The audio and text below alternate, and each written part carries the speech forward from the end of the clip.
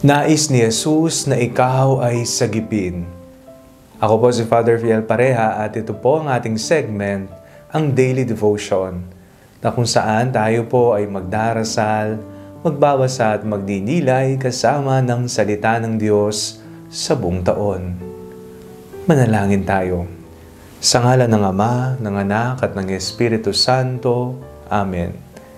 Halina, banal na Espiritu, liwanagan mo ang aming puso at isip nang maunawaan at maisabuhay namin ang iyong salita. Amen.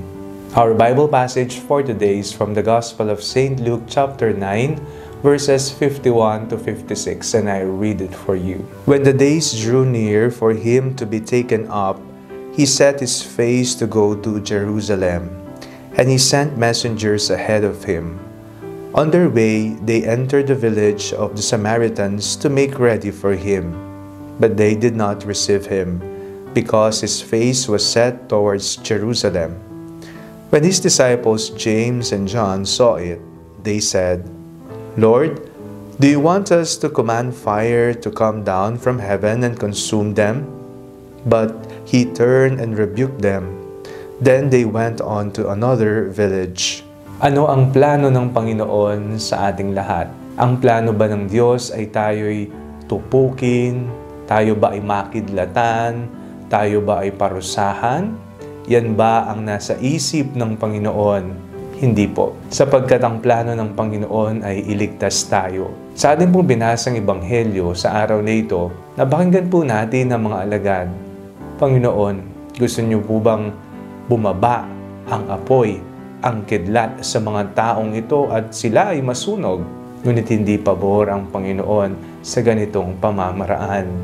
Kung hindi, nakikita po natin sa buhay ni Jesus sa kanyang pagmimisyon na ang kanyang ipinapalaganap ay awa ng Panginoon, pagmamahal ng Diyos Ama.